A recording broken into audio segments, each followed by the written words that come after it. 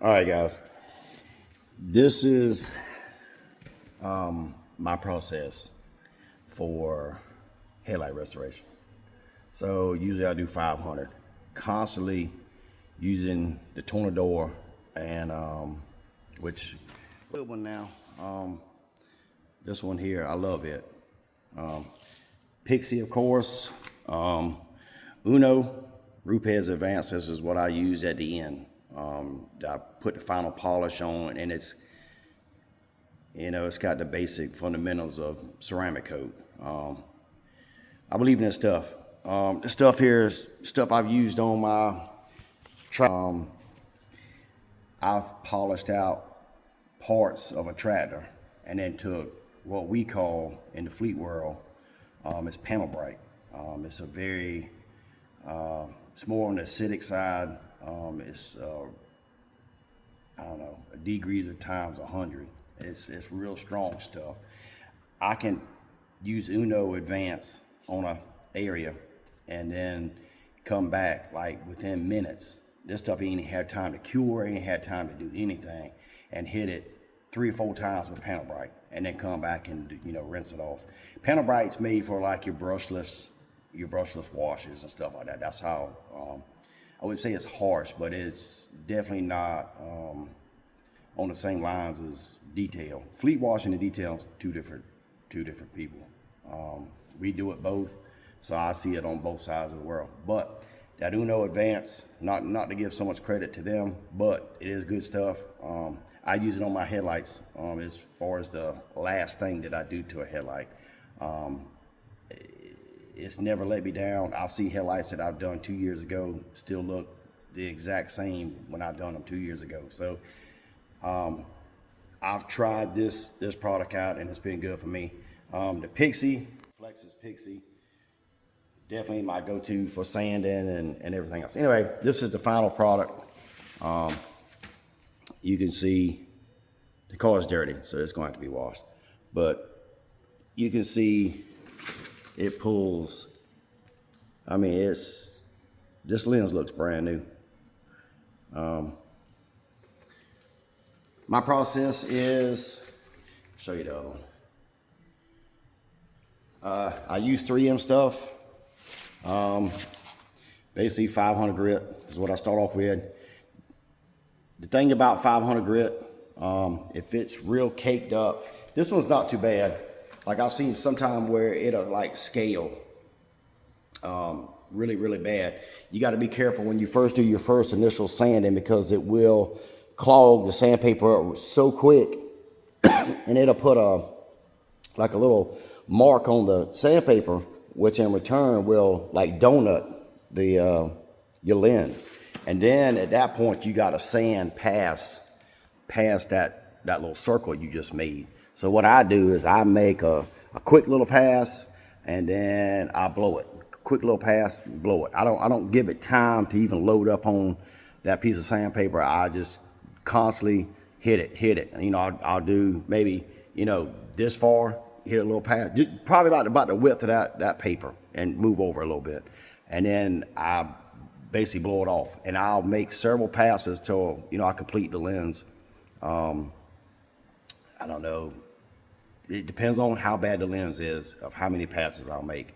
If it looks like when it's flush all the way across, you can tell when there's no gaps, no little lines, no little divots. It'll put these little divots in the lens. Once it gets past that point, and I know you can kind of feel it in the Pixie too. It'll kind of grab, and then when you sand it all the way flush, all the way across that lens, you'll feel it's not grabbing anymore at that point. It's just running across the top of it. Then I'll switch over to 800. All my paper is 3M. That's who I started with and kind of stuck with them. I'll do 800 same way. Dry pass, several passes, and then blowing it out the whole time. Blowing it out. Blowing out is key to me. I mean, the air hose stays in my lap while I'm doing it the whole time. And then I'm making sure that it doesn't give it no reason to go back. So once I leave that one, then usually I'll usually, if it looks good at that point, usually I'll skip over to 1500 grit. 1500 grit, I'm wet sanding at this point. Same thing. The only thing is it slurries. It puts a slurry across the lens. Usually I don't try to run over it, multiple times with the slurry up there. I feel like you just pushing what you just took off right back into the lens. So I try to make a pass, complete the whole lens out, and then, wet it down. I don't try to take like a rag or anything like that. I'll wet it down and then blow it, and then wet it down again, make another wet pass with it, and then same thing. And then you finally skip over to 3000. This is overkill. What I do, I always put this interface in between all my pads. It just happened, the last one was 3000. 3000 has a little interface, if you can see it, kind of built into it. Really, you don't need this. This is overkill. I'm not heavy-handed, so I kind of let the sandpaper do its work. And at this point, you're doing wet sand, same thing, same process. But at this point, you're almost polishing. And then on this one, I actually went with Starks. They put this interface in with this pad here, and dude, it made this pad like, oh God, 100% better. Lake Country should have did this years ago. This pad was notorious for, once you get a little bit of compound on it, it would collapse, and then it would be so flat, and then you would feel it. You'd feel the backing plate from the whatever polisher you're using or whatever, but it would like collapse on it so bad that you'd feel the backing plate. And then when Stark come in and put this right here, I mean, it's game changer to me. I love this freaking pad. And then I used KCX H9, of course, to do a little cut. H9 does real good on windows and stuff like that too. Like if you got any kind of like water spots or anything like that. The key to doing water spots on windows is not doing it in direct sunlight. If you can do it in indoors somewhere, it works 100 times better. Controlled climate works 100 times more better. But if you can do it like that and keep it like that, it's your results is going to be 100 times better. And then, like I said, at the end, after I did the cut with H9, then I come back with the Uno Rupes Advance, because it does have a SiO2 in it. Basic fundamentals, without trying to get, don't know technical terms and stuff. I'm not one of these detailers who know the wording for everything. So mine's kind of dumbified, maybe help out maybe a beginner detailer or something. But yeah, I hit it with Rupes. Oh, Rupes is pad too. They're blue pad. I like it because it's tapered. I like the pads that are tapered. Kind of keeps you from banging the backing plate and stuff like that. But their blue pad with that Uno Rupes Advance, it finishes off this headlight. By the time I finish this other headlight and I go and wash this car, it'll be ready. I mean, you can wash right over it. It won't do anything. The headlight will be perfect. And you could even put something a little bit more aggressive on it, and it still wouldn't hurt it. But yeah, that's my process of doing headlights. I mean, the results kind of speak for itself. I mean, you can kind of, these wasn't really bad. I like the real bad ones when you can't even see the lens. That's the ones I like. It's kind of a little bit more challenging, a little bit more involved.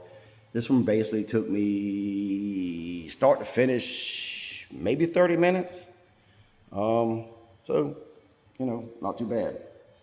But yeah, that's my process for doing headlights. I love doing headlights. To me, it's like doing ceramic coat and paint correction. It's kind of my get away from everybody, kind of, mellow out, kind of do your thing. It's an instant gratitude, especially when you take one that, you can't really see through the lens, and you bring it back to where it looks brand new.